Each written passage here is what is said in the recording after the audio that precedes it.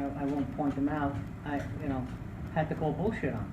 And so I'm wondering, is this being, are we overusing the word hero? Are we overusing the word PTSD? Judge Judy had a program one time, and Judge Judy and all the nonsense, and so the landlady was suing the tenant for rent, for late rent, and she asked, and the tenant says, well, I have PTSD, and no, the landlady said I have PTSD, and so Judge Judy says, well, why do you have PTSD? He says, well, I got it because my tenants paid me late every month. So are we overusing that word? Are we overusing the word hero? It's something to think about. It Are is. we overcompensating? And I think to a degree we are as a country, yeah. Yeah.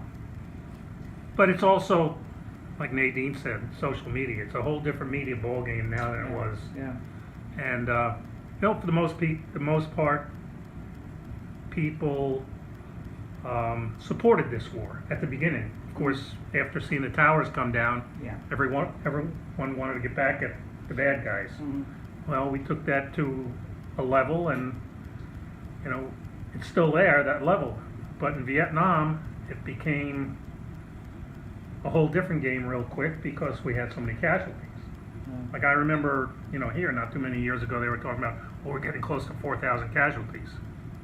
You haven't heard anything about it since then. No. It was some number that No. some reporter decided was going to be significant, Yeah. and then 4,000 casualties. Oh my God! I looked it up the other day just to have my Yeah. facts straight, Yeah. and we're approaching 5,000. Yeah, So yeah. But like you said, one day during Tet, there were 5,000. it's 5,000. Yeah. So And it's a shame that the last war that we have to go back on to as a benchmark is Vietnam. yes. I mean, if we had a benchmark in World War II, obviously we wouldn't be having this conversation. That's right. If we had a benchmark, I mean, really, since the Civil War, we haven't fought for our homeland since the Civil War, and since then it's been an away game. Our team's Yeah. been on the road, Yeah. and since then we've been, we've been And- sending our.